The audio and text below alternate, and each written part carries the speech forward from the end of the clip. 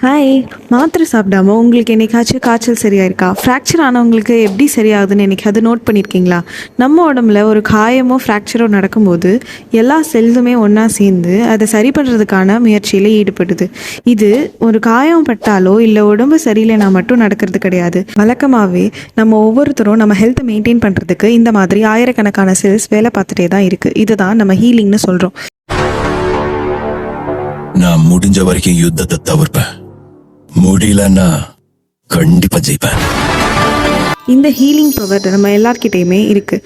இந்த பவர் தான் நாங்கள் நேச்சுரோபதி டாக்டர்ஸ் கான்சென்ட்ரேட் பண்ணி ஒரு நல்ல சூழ்நிலையை உருவாக்கி ட்ரீட் பண்ணுறோம்.